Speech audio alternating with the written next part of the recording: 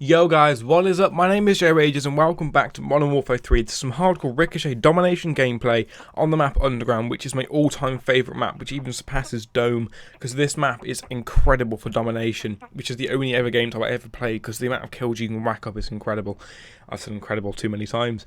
Either way, welcome back, and now this is a very long, quite a lengthy tutorial on how to get insane amounts of weapon XP on Modern Warfare 3, which is useful for unlocking proficiencies, attachments, including the akimbo for machine pistols and pistols, which I know a lot of you guys have as secondaries. Like I have Scorpion's akimbo on every one of my classes because they absolutely dominate any map. They're fucking snipers. Anyway, I want to go through a few basic points for hardcore, because it is quite a different game mode to the standard ones, even if it's on domination, on hardcore as opposed to domination on a normal game type. It's very different and hard to play if you're coming straight off a normal map, or sorry, a normal game mode. So you only actually have 30 health as opposed to 100, and there's no regen, which means that if you get hit down to 1 HP and you're red and you're panting and you can't see shit, that's it. There's nothing more you can do. There's no regen at all. It's not like it's a slower regen or anything like that. There's nothing whatsoever. And bullets also do extra damage, which means that if you're shooting over a distance where you'd normally get a hit marker, you'll get the kill, which is extremely useful for things like machine pistols. As you can see here, I just got a 4-kill streak, getting my Predator, and then the 5 there for my precision airstrike, because the Scorpions are an amazing weapon to get up on this game mode. They're amazing in any other game mode, but to get them to akimbo on this is just fantastic, honestly. But there's also a downside to it. Every time you hit an enemy, every time you hit a friendly, the damage ricochets, which means that it comes back at you. So if you hit 25 damage out of the 30 health into a friendly, 25 of your health goes, which means that if you, say, throw a nade at an enemy and a teammate runs past like derp de derp de derp, you're going to die.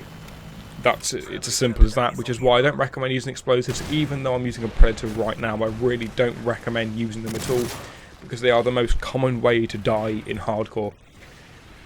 Okay, so I want to go through some more basic, but not really that catastrophic parts of hardcore at all. So there's no radar, there's no ammo count, there's no score. The HUD or heads-up display is completely limited.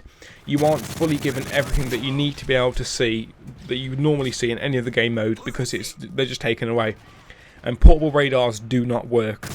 So even if you've got, there's no UAV up, there's nothing like that, and you whack a portable radar down, it won't do anything else but bleep at you. So if someone comes into your proximity, it won't show up on the radar, it won't be a radar at all, it'll just bleep, and that's it.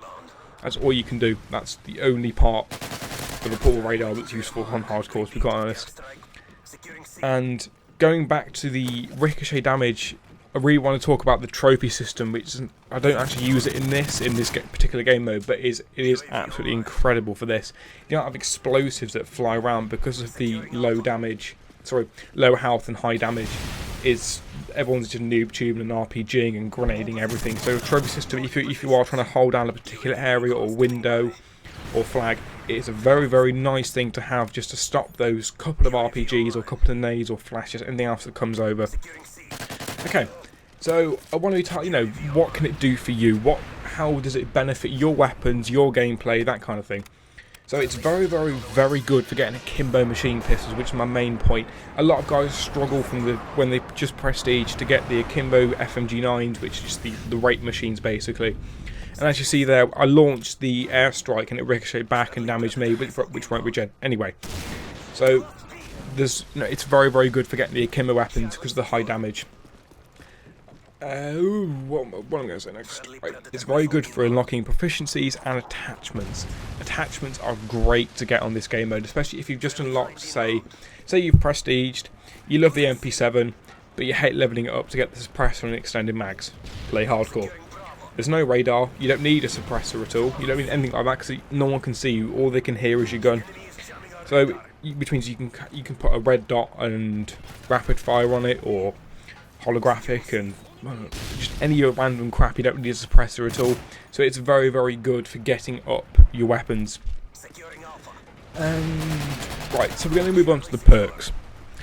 So your perks in hardcore are a bit different than the perks you normally use in any other standard game type, because there's a limited HUD, so you don't really need you don't need things like recon, for example. Recon's pointless, absolutely pointless. You have no radar. Why would you want to paint people on it? So completely abandon radar.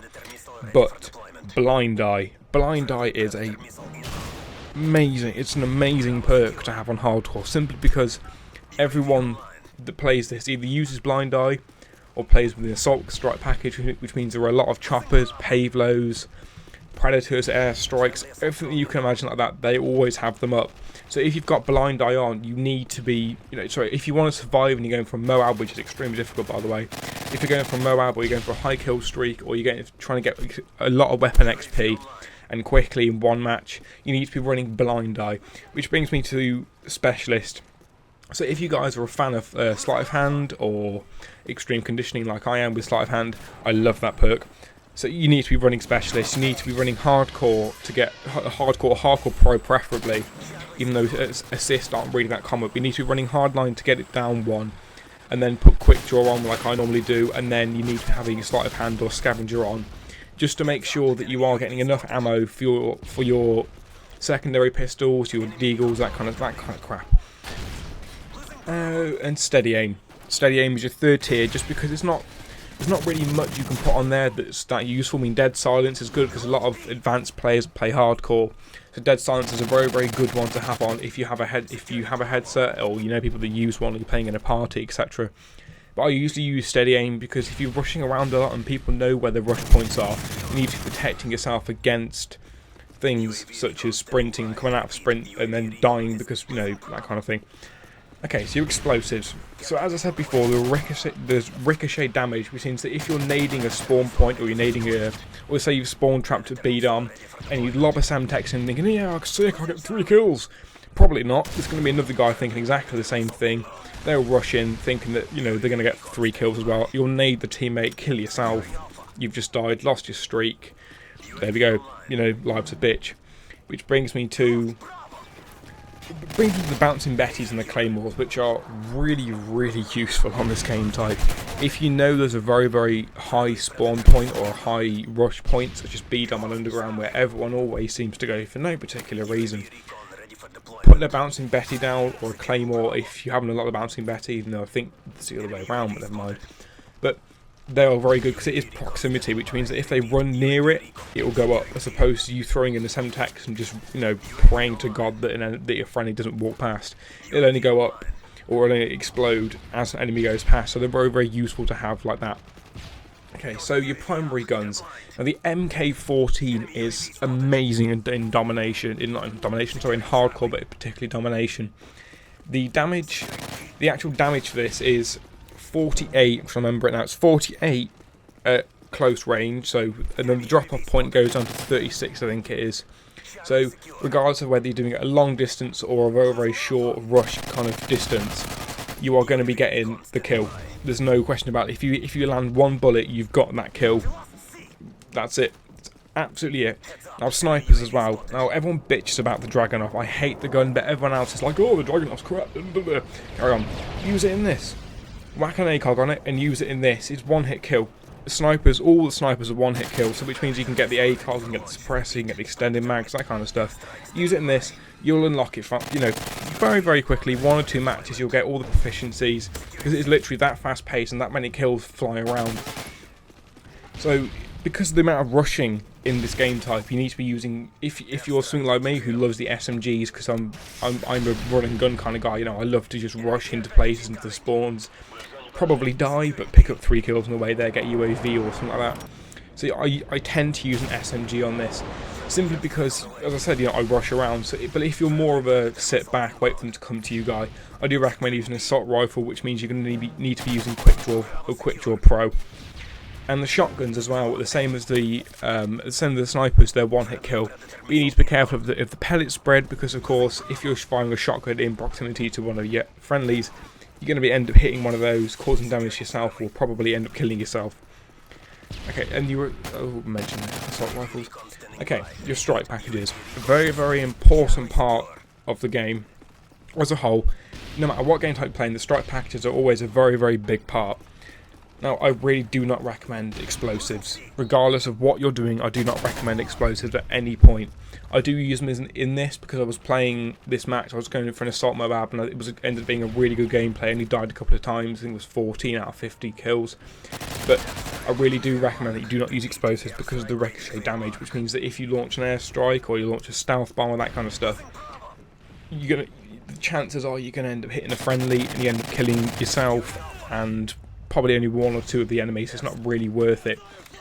And plus, if people are running choppers all the time, or sorry, if you want to run a chopper all the time, and people tend to use blind eye, as I mentioned before, blind eye obviously takes it away from everything that you're doing normally, it takes you off, makes you unseeable, sorry, to anything else in the sky, so whether that's a chopper, pave low, predator, you don't come up on the map, that kind of thing. So, you know, I really do recommend using blind eye on this and specialist, as I said, which brings me to the specialist. You know, you want to be using specialist and switching it around a bit, making sure that you can completely control what's happening in the game, to make sure that you can essentially move around as you want to, so you're not limiting yourself completely down. Okay guys, my name's been Joe Rages, this is the end of the gameplay. If you have liked this, feel free to sub or follow me on Twitter, I do keep you updated. I'll see you around guys, bye bye! Okay guys, this is the part of the commentary where you guys come into play. I have no control over what happens next, except the fact that I tell you to leave a song suggestion for me to beatbox. Now I won't read off the rules because they are on screen right now, but make sure that you are subscribed if you are going to leave a song suggestion, because I don't take any of them into consideration unless you are subscribed. Now, make sure you upvote other suggestions by clicking the thumbs up button on their comment to make sure that the best suggestion gets beatboxed in the next video. Right, so God, I can't even believe I'm doing this. My mate Lee actually left a comment on the last video, the very first one. The very first ever song suggested was the fucking Titanic theme tune. Jesus Christ. I saw it and I literally face palmed, not up my nose and kind of like killed myself, but oh God. And he left it and it was like, oh no, it won't get done, Fucking 12 thumbs up this comment got. Okay, so here goes guys. It's a Celine on my Hot Will Go On, but I've had to change it around a little bit because it is quite hard. Right. Near, far, wherever you are.